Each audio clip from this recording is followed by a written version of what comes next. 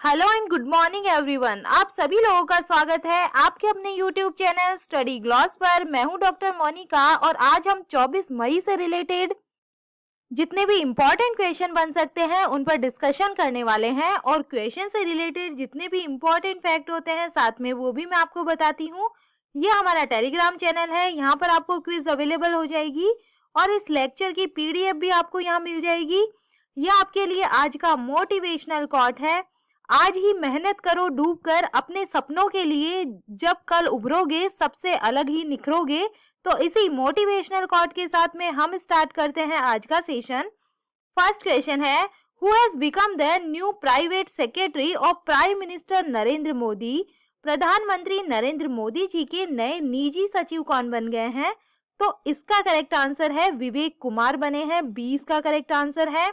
भारतीय विदेश सेवा आईएफएस के अधिकारी विवेक कुमार को प्रधानमंत्री नरेंद्र मोदी का जो निजी सचिव है ये अपॉइंट किया गया है और विवेक कुमार पीएम मोदी के निजी सचिव संजीव कुमार सिंगला की जगह लेने वाले हैं। और संजीव कुमार सिंगला इजराइल में भारत के राजदूत के रूप में जो अपना पदभार है ये ग्रहण करने वाले हैं। विवेक कुमार 2004 बैच के आईएफएस ऑफिसर है। तो ये अब बन गए हैं नरेंद्र मोदी जी के जो निजी सचिव है ये बन गए हैं विवेक कुमार। चलिए टॉप 5 नेशनल अपॉइंटमेंट्स को हम रिवाइज कर लेते हैं। New CEO of IndiGo airlines, तो ये कौन बने हैं? पीटर अल्बर्ट्स बने हैं।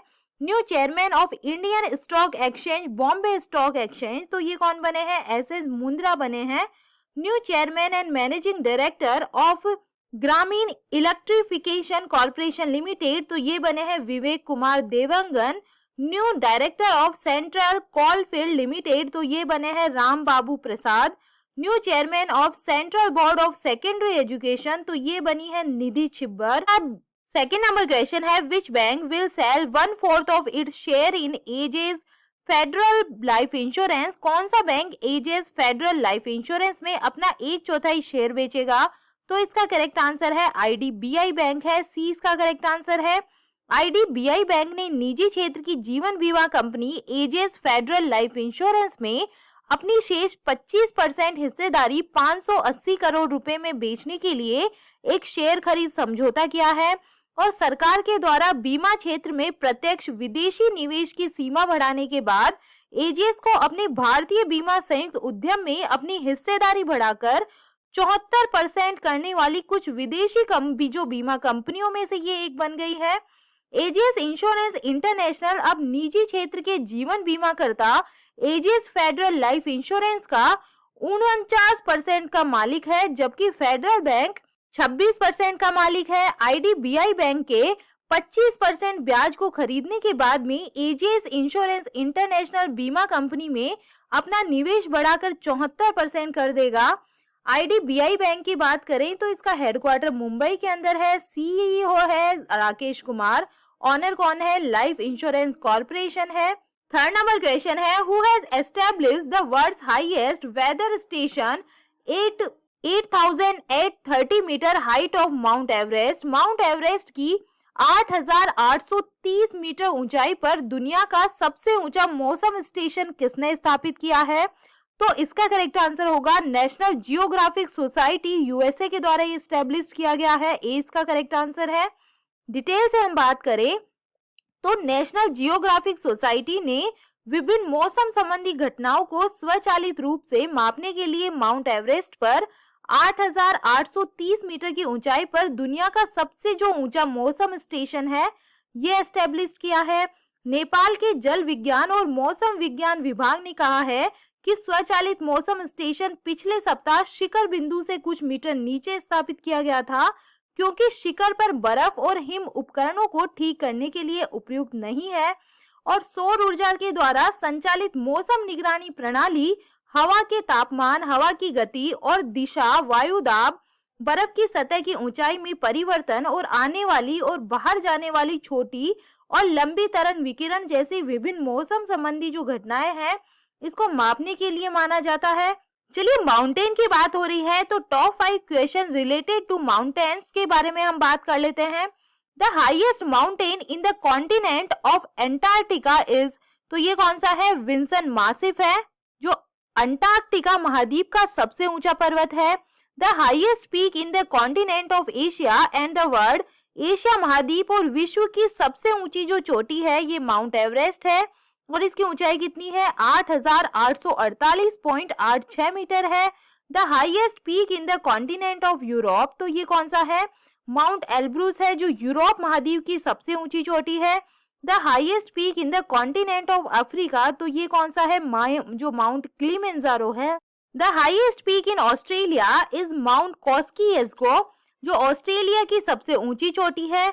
4 नंबर क्वेश्चन है, which country has plan to discover the world's first habitable planet with a space telescope, किस देश ने अंतरिक्ष टेलीस्कोप के साथ में दुनिया के पहले रहने योग्य ग्रह के खोज की योजना बनाई है। तो इसका करेक्ट आंसर है चाइना ने, 20 का करेक्ट आंसर होगा। चलिए डिटेल से हम इसके बारे में बात करें तो चीनी वैज्ञानिकों ने पृथ्वी से लगभग 32 प्रकाश वर्ष दूर सौर मंडल के बाहर रहने योग्य पृथ्वी जैसे ग्रह का शिकार करने के लिए एक अंतरिक्ष जनित दूरबीन के माध्यम से आकाश का सर्वेक्षण करने के लिए एक अंतरिक्ष परियोजना का प्रस्ताव रखा है। और क्लोज बाय हैबिटेबल एक्सोप्लैनेट सर्वे नाम की यह परियोजना पहला अंतरिक्ष मिशन होगा जिसे विशेष रूप से सूर्य जैसे सितारों के आसपास रहने योग्य स्थलीय ग्रहों की खोज के लिए इसे डिजाइन किया गया है। सौर मंडल के बाहर रहने योग्य ग्रहों की खोज खगोल विज्ञान में मौलिक अनुसंधान की प्रमुख सीमाओं में से एक है और आसपास रहने योग्य दुनिया की खोज मानव जाति के लिए एक बड़ी सफलता होगी और इससे मनुष्यों को उन जुड़वा पृथ्वी पर जाने और भविष्य में हमारे रहने की जगह का विस्तार करने में भी जो मदद है ये मिलेगी।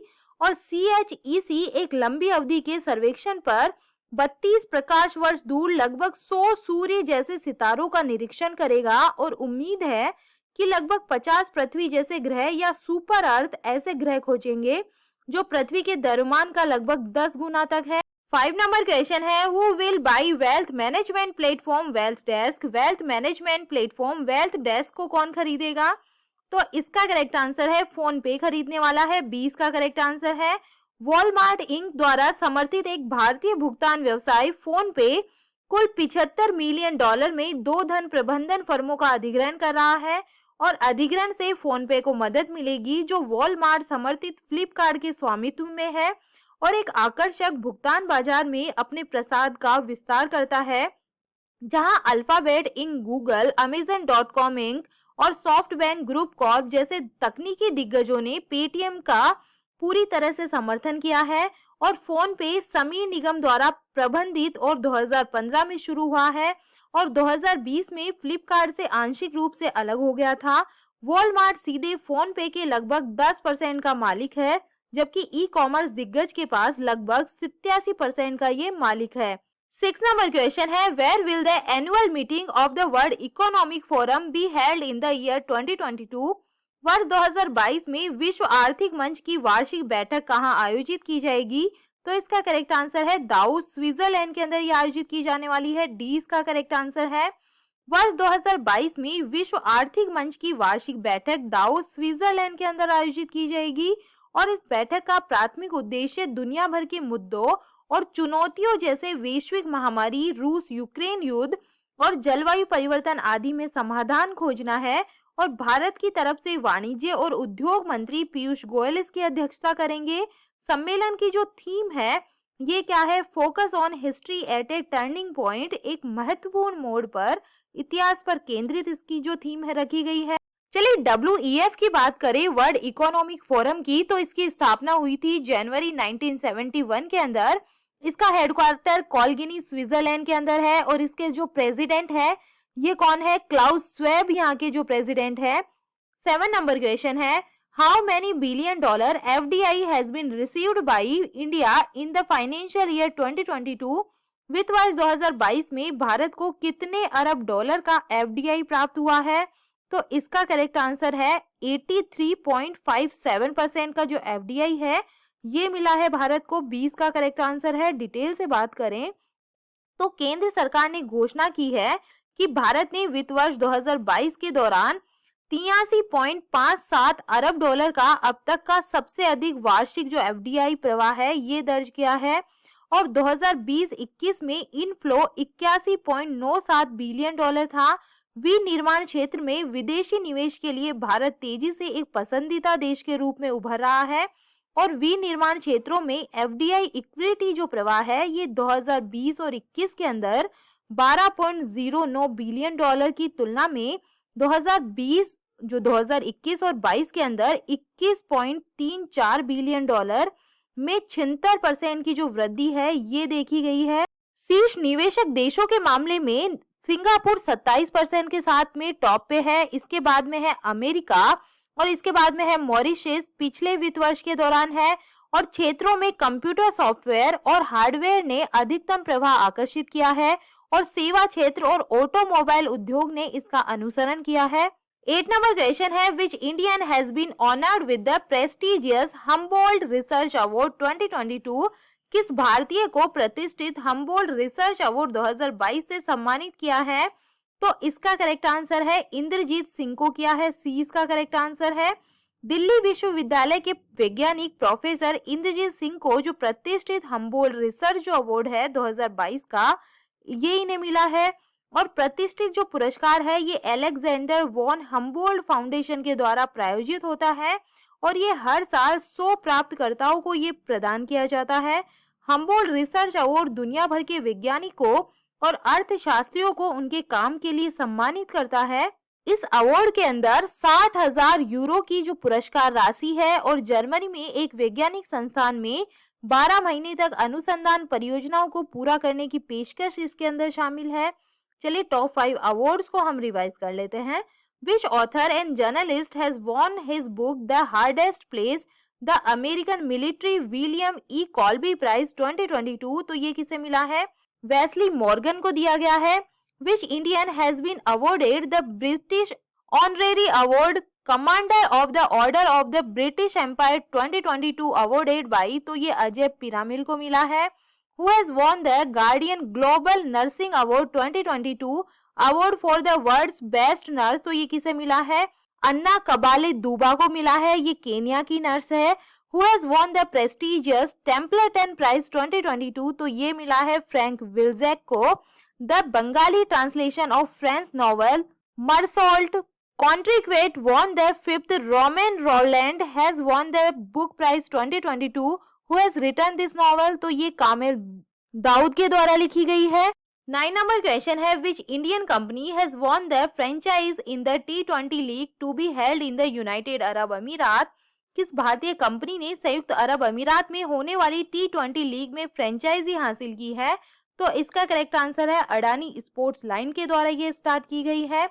डी इसका करेक्ट आंसर है। अडानी स्पोर्ट्स लाइन विविध अडानी समूह का एक प्रभाग ने संयुक्त अरब अमीरात की शीर्ष T20 प्रतियोगिता में एक फ्रेंचाइजी के स्वामित्व और प्रबंधन के अधिकार प्राप्त करके इतिहास रच दिया है।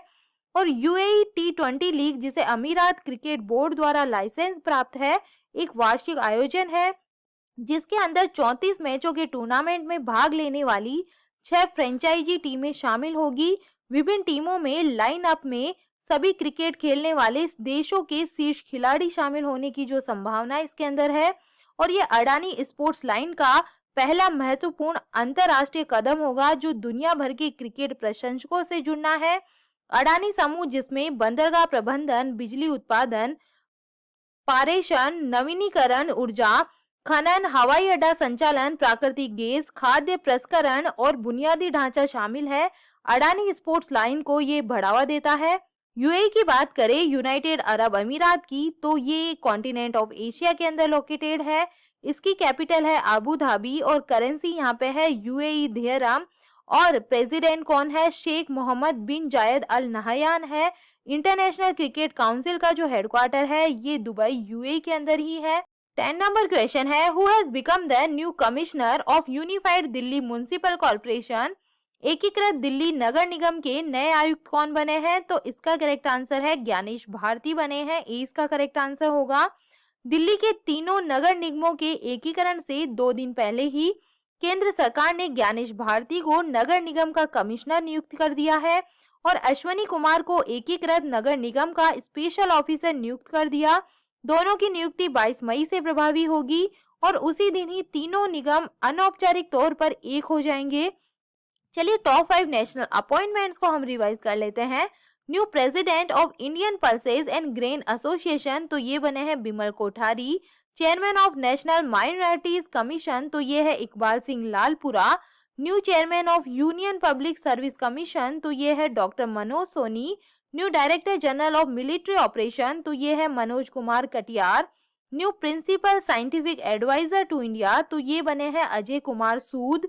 चलिए कल के जो एमसीक्यू है उन्हें हम जल्दी से रिवाइज कर लेते हैं। फर्स्ट क्वेश्चन है कि संस्थान ने भारत के पहले 5G ऑडियो और वीडियो कॉल का सफल परीक्षण किया है, तो इसका करेक्ट आंसर होगा IIT मद्रास के द्वारा ये किया गया है। सेकंड नंबर क्वेश्चन है किस राज्य के मुख्यमंत्री ने लोगों की शिकायतों को सुनने के लिए लोक मिलनी योजना शुरू की है, तो इसका करेक्ट आंसर है पंजाब गवर्नमेंट के द्वारा ये स्टार्ट की गई है। थर्ड नंबर क्वेश्चन है राष्ट्रीय लुप्त प्रजाति दिवस 2022 कब मनाया गया है, तो इसका करेक्ट आंसर होगा ये 20 मई को मनाया गया है, ए इसका करेक्ट आंसर है। फोर्थ नंबर क्वेश्चन है किस राज्य के द्वारा भारत का पहला राज्य के स्वामित्व वाला OTT प्लेटफॉर्म सिस्पीस लॉन्च किया जाएगा, तो इसका करेक्ट आंसर होगा केरल सरकार के द्वारा ये लॉन्च किया जाएगा, 20 का करेक्ट आंसर है। 5 नंबर क्वेश्चन है किस लेखक और पत्रकार ने अपनी पुस्तक द हार्डेस्ट प्लेस के लिए विलियम E कॉल्बी जो पुरस्कार है ये जीता है, तो इसका करेक्ट आंसर होगा वेस्ले मॉर्गन को ये जो पुरस्कार है ये मिला है, इसका करेक्ट आंसर है। 6 नंबर क्वेश्चन है विश्व बैंक ने किस राज्य की श्रेष्ठ जी परियोजना के लिए 350 मिलियन डॉलर की जो मंजूरी है ये दी है, तो इसका करेक्ट आंसर होगा गुजरात को ये जो मंजूरी है ये मिली है, सी इसका करेक्ट आंसर है। 7 नंबर क्वेश्चन है इंफ्रास्ट्रक्चर फर्म टाटा प्रोजेक्ट के नए MD एंड CEO कौन बन गए हैं, तो इसका करेक्ट आंसर होगा विनायक पाई बने हैं, सी इसका करेक्ट आंसर है। 8 नंबर क्वेश्चन है निकहत जरीन ने महिला विश्व मुक्केबाजी चैंपियनशिप में कौन सा पदक जीता है, तो इन्होंने गोल्ड जो मेडल है ये जीता है। 9 नंबर क्वेश्चन है NDB के बोर्ड ऑफ गवर्नर्स की 7वीं बैठक की अध्यक्षता किसने की है, तो इसका करेक्ट आंसर है निर्मला सीतारमन के द्वारा इनकी अध्यक्षता की गई है। 10 नंबर क्वेश्चन है नंज नारायण टैंक को किस राज्य का 17वां पक्षी अभ्यारण्य घोषित किया गया है, तो ये है तमिलनाडु का, सी इसका करेक्ट आंसर होगा। और ये था कल का स्टडी ग्लॉस क्वेश्चन। नाटो के सदस्य देशों का सैन्य अभ्यास कोल्ड रिस्पॉन्स 2022 का जो आयोजन है ये कहां पर स्टार्ट हुआ है, तो ये नॉर्वे के अंदर होता है, 20 का करेक्ट आंसर है। और जो ये मिलिट्री एक्सरसाइज है ये नॉर्वे के अंदर 2 साल से ये आयोजित किया जाता है, और इसके अंदर जो नाटो के सहयोगी और जो भागीदारी देश है ये इसके अंदर भाग लेते हैं। और ये है आप लोगों के लिए आज का स्टडी ग्लॉस क्वेश्चन। भारतीय रेलवे का पहला केबल पुल कहां पर बनाया जा रहा है, तो इसका आंसर आप मुझे कमेंट सेक्शन में दीजिएगा। ये हमारा टेलीग्राम चैनल है, यहाँ पर आपको क्वेश्चन मिल जाएंगे, यहाँ जाकर आप इनकी प्रैक्टिस कर सकते हैं। तो चलिए मिलते हैं हम एक नए सेशन के साथ में। Thank you.